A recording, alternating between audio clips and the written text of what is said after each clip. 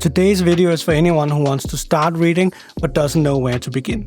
Maybe you haven't read a book since school, or perhaps you've tried but couldn't get into it. Don't worry, I got you covered with some practical tips that actually work.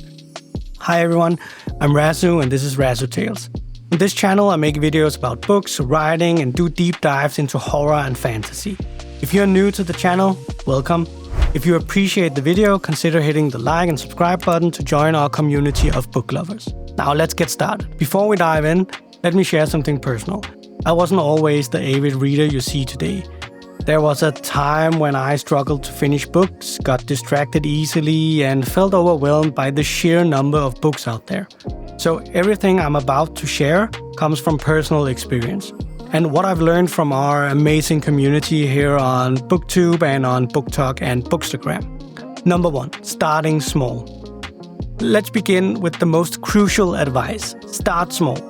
When people decide to start reading, they often make the mistake of setting unrealistic goals. They'll say, I'm going to read 50 books this year, or I'll read for 2 hours every day. And that's like deciding to run a marathon when you've never jogged before. Instead, here is what actually works. Commit to just 10 minutes of reading per day. That's it. 10 minutes might not sound like much, but here's why it's powerful. It's achievable. You can find 10 minutes in your day even if it's right before bed or during your lunch break. I started with 10 minutes before bed, and you know what happened? Often those 10 minutes turned into 20 or 30 because I got caught up in the story. But even when they didn't, I still met my goal. That's important for building confidence and maintaining momentum. Number 2, making reading convenient. The second big tip is about making reading as convenient as possible. Think about why social media is so addictive. It's always right there in your pocket. You can use the exact same principle for reading. Here's what I recommend. Install the Kindle app on your phone. Yes, do it right now. Even if you prefer physical books, having the Kindle app means you always have a book with you. Waiting at the doctor's office, read a chapter. Long line at the grocery store, read a few pages. If you prefer physical books like I do, try keeping books in multiple places. I have a book on my nightstand, one in my bag, and one at my desk. I actually have a lot here at my desk. This way, there's always a book within reach when I have a few spare minutes. And let's talk about audiobooks. They're absolutely game-changing. I used to think audiobooks were cheating, but that's nonsense. They're perfect for times when your hands are busy, but your mind is free. I listen while doing dishes, folding laundry, or during my commute. It's like having someone tell you a story while you get other things done. Number 3, creating your reading environment. Now, this is where the magic happens. Having a dedicated reading space can make reading feel special and help you focus. You don't need anything fancy, just a comfortable chair, good lighting, and minimal distractions. I've created my reading nook right here in my office with a comfortable chair, small lamp, and a blanket. The key is making it inviting, somewhere you actually want to spend time. The most important part, put your phone on silent and keep it out of reach. Trust me, those notifications can wait. Reading is your time to escape the digital world and immerse yourself in a story. Number 4, joining the reading community. Reading doesn't have to be a solitary activity. In fact, it's more fun when you share it with others. One of the best things I did for my reading journey was joining a local book club. I was nervous at first, worried I wouldn't be well read enough, but I found such a welcoming community. These groups usually welcome readers of all levels, and there's something special about discussing a book with others who've just experienced the same story. Your local library is a perfect place to start. Librarians are real-life search engines for book recommendations.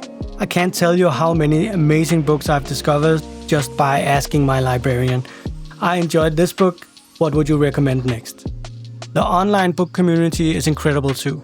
Whether it's BookTok, Bookstagram, or BookTube, you'll find countless readers sharing their journeys, recommendations, and experiences. Speaking of recommendations, if you're looking for your next great read, make sure to subscribe to this channel. I regularly share book reviews and recommendations across different genres, from cozy mysteries to epic fantasy.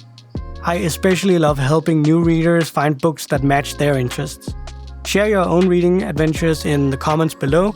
I love hearing what you're all reading and suggesting books that you might enjoy next. And that brings us to something really important: finding the right books for you.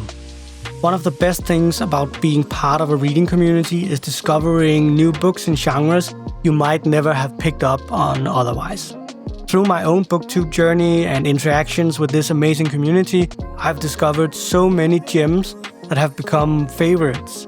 Let me share some tips about finding books that you'll actually want to read.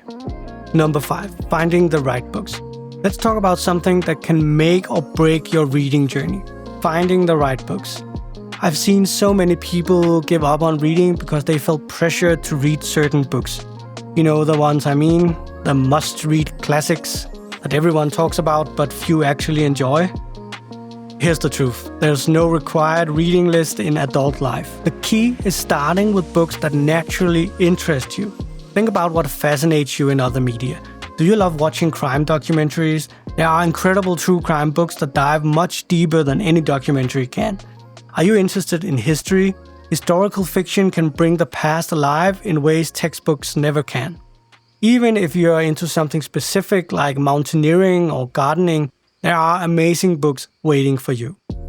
I'll give you a personal example. When I first started reading seriously, I was really into cosmic horror movies. That led me to H.P. Lovecraft's work, which then opened up a whole world of horror literature. Now I read across many genres, but finding that initial connection with horror made reading feel natural and exciting. Something else I want to address is this idea of finishing every book you start. This might be controversial, but I believe life is too short for books you're not enjoying. If you're 50 pages into a book and it's feeling like a chore, it's perfectly okay to put it down and try something else. Reading shouldn't feel like a punishment. Now, let's talk about some common challenges people face when starting their reading journey. Every week, viewers share their struggles with me, and I want to address these because they're so relatable. The most common one I hear is about time. I don't have time to read, people tell me. I understand this deeply. We're all busy with life. But here's what I've learned. It's not about finding time, it's about making time. Think about how often you check your phone during the day.